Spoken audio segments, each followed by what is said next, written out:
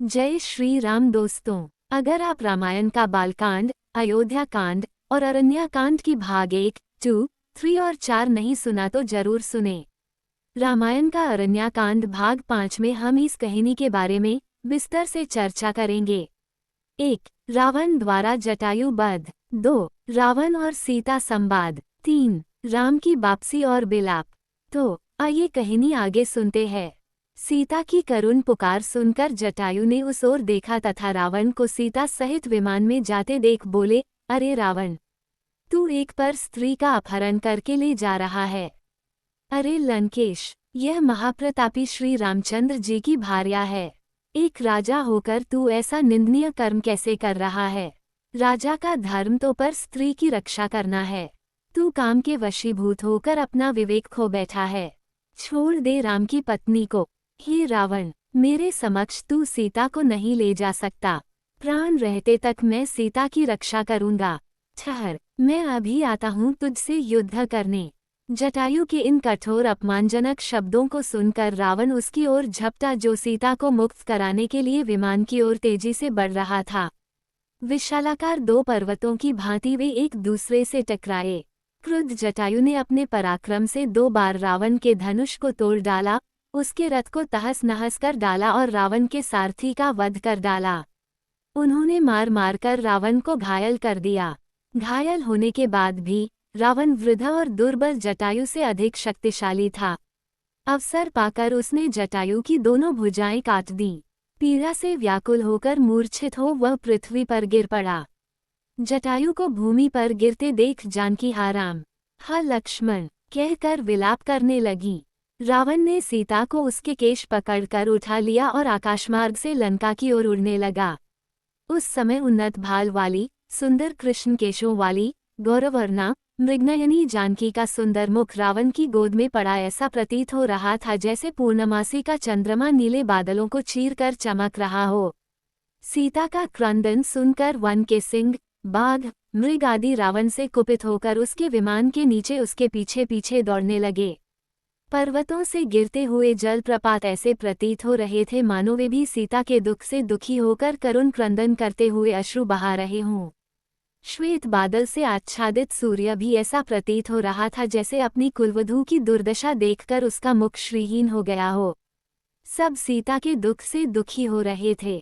दुष्ट रावण से मुक्ति का कोई उपाय न देखकर सीता दीनतापूर्वक परमात्मा से प्रार्थना करने लगी, हे परमपिता परमात्मा, हे प्रभो, मेरी रक्षा करो, रक्षा करो। हे सर्वशक्तिमान, इस समय मेरी रक्षा करने वाला तुम्हारे अतिरिक्त और कोई नहीं है।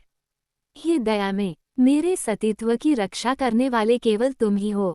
मार्ग में सीता ने नीचे एक पर्वत पर 5 वानरों को बैठे देखा।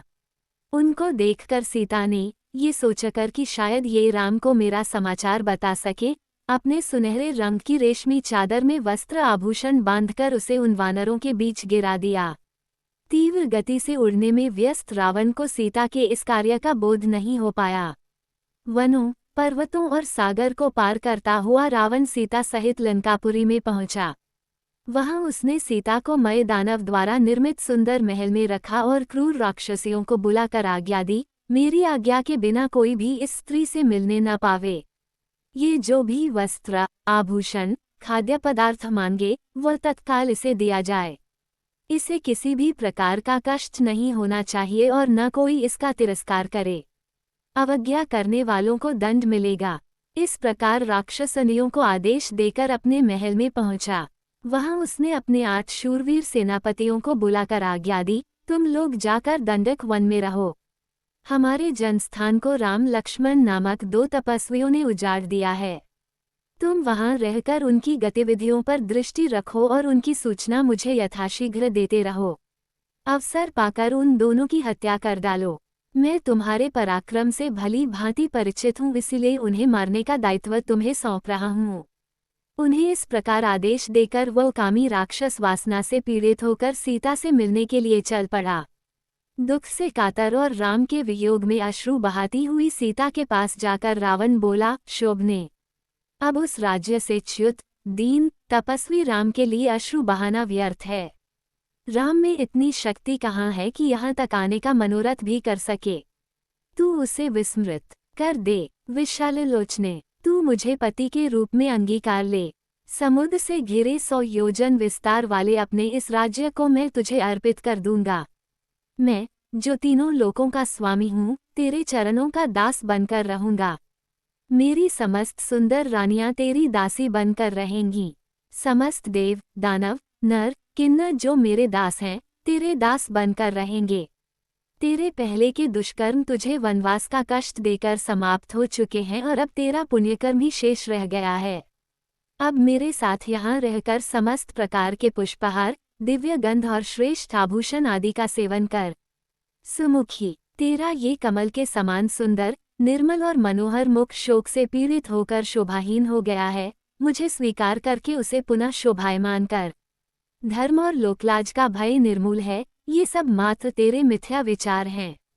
किसी सुंदरी का युद्ध में हरण करके उसके साथ विवाह करना भी तो वैदिक रीति का ही एक अंग है।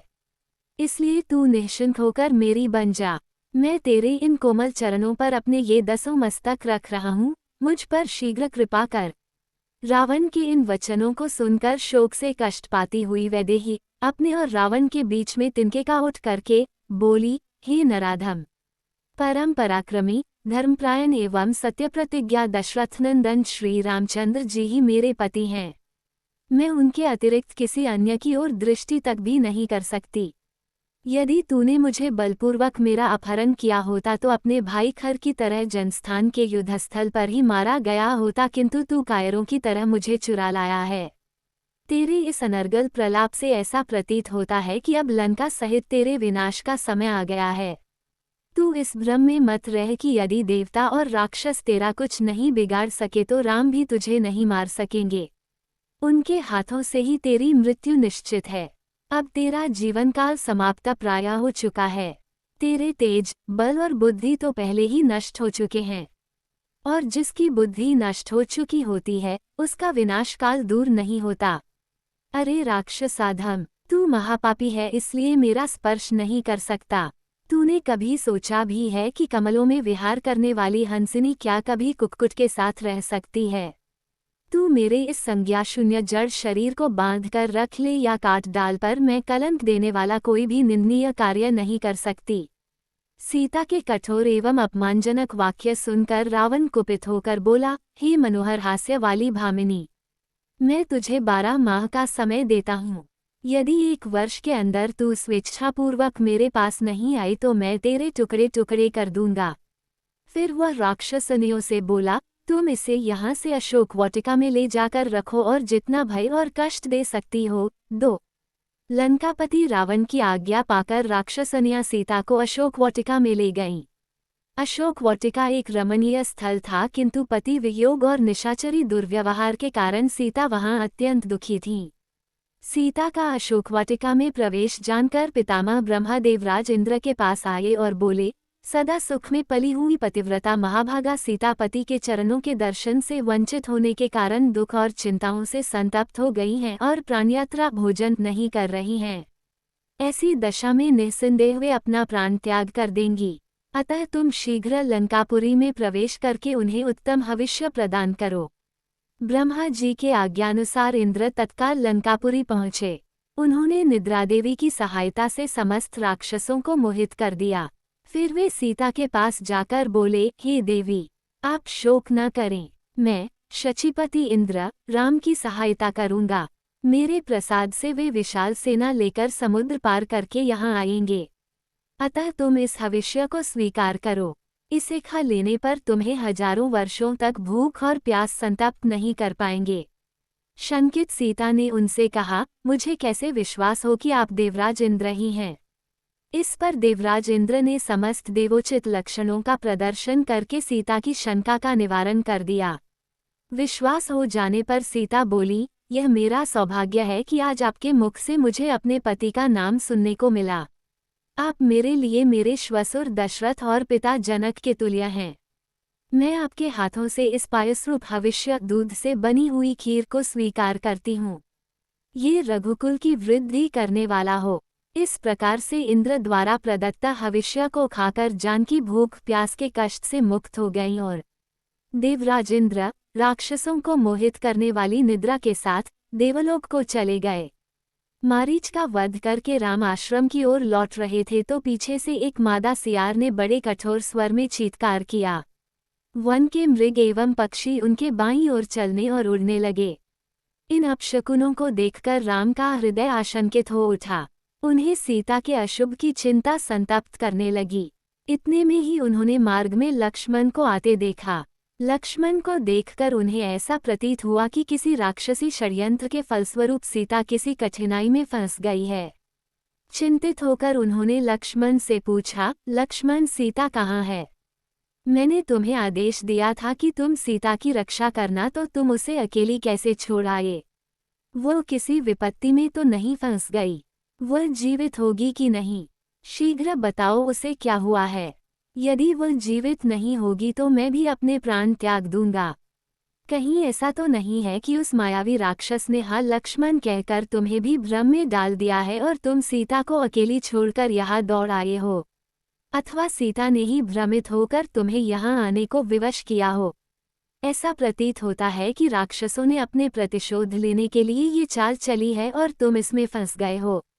खर और दूषण की मृत्यु का बदला लेने के लिए उन्होंने सीता का वध कर डाला होगा। राम के इन वचनों से व्यथित लक्ष्मण बोले, भैया, मैं उन्हें स्वयं अपनी इच्छा से छोड़कर नहीं आया हूँ। मैंने उन्हें अनेक प्रकार से समझाया किंतु वे चेतना मोह से ग्रसित होकर मुझसे कहने लगी कि तुम्हारे मन में पापपूर्ण भाव भरा हुआ है, तुम अपने भाई के दुश्मन हो और उनकी मृत्यु के पश्चात मुझे प्राप्त करना चाहते हो। उनके इस प्रकार से कहने पर मैं रोष से भर उठा और आश्रम से निकल आया। इस प्रकार से उन्होंने ही कठोर वचन कह कहकर मुझे यहाँ आने के लिए विवश कर दिया।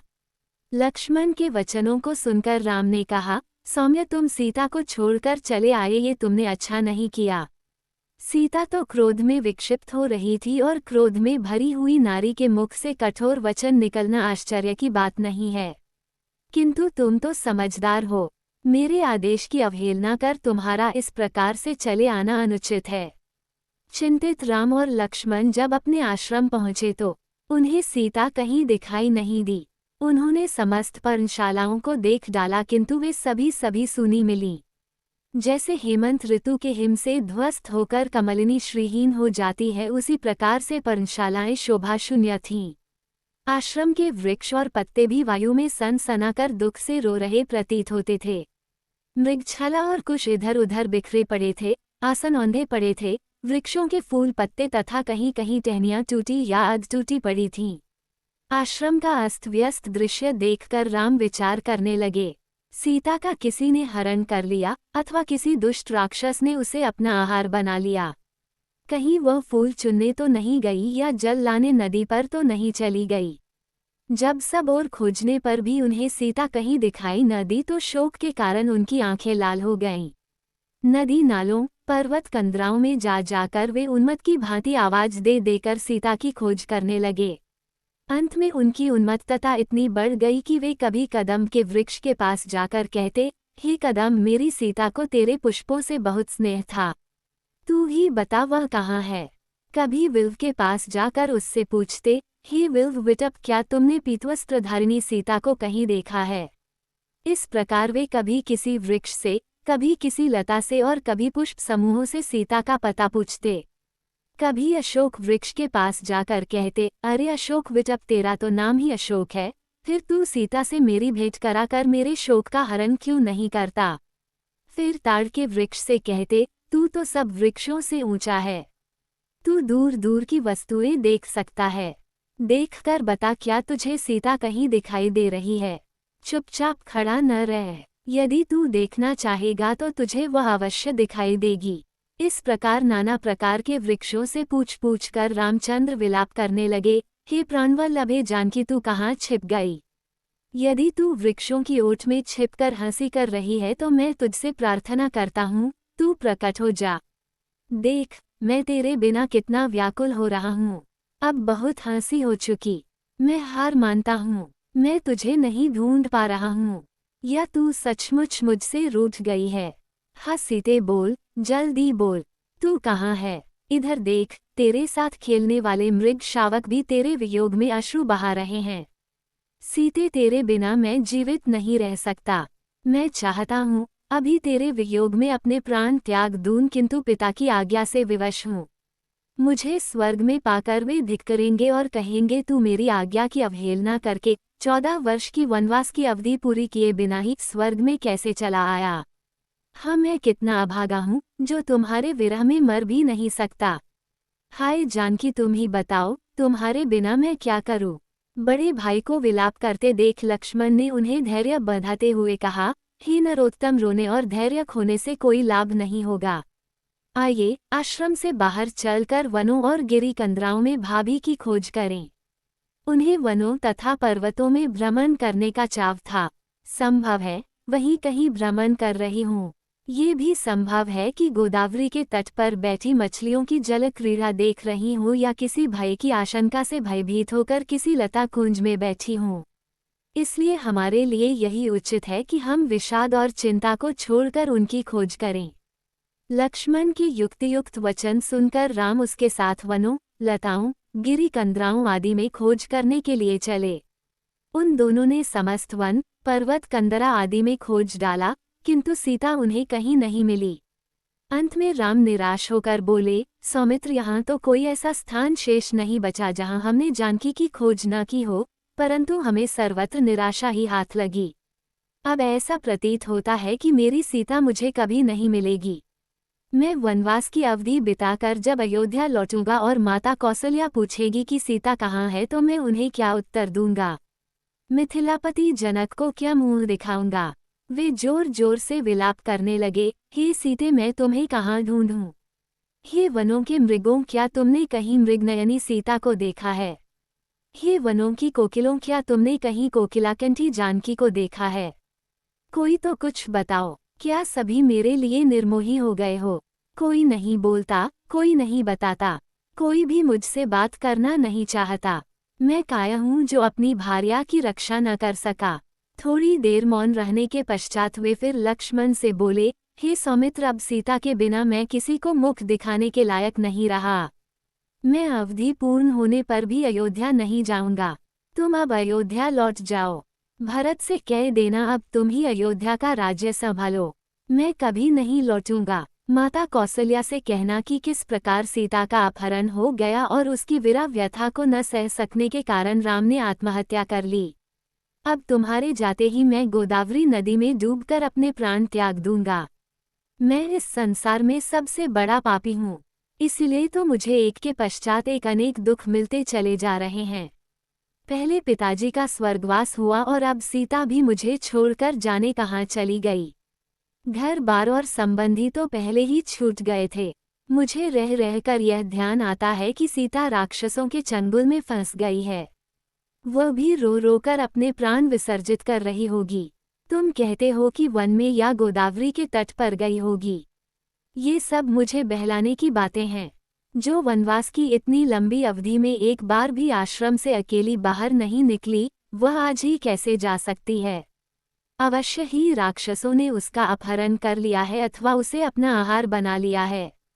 इन वृक्षों, पशुओं आदि से इतना सामीप्य होते हुए भी कोई मुझे सीता का पता नहीं बताता। हाँ सीते, हाँ प्राणवल्लभे, तू ही बता, मैं तुझे कहाँ ढूंढूं, कहाँ जाकर खोजूं।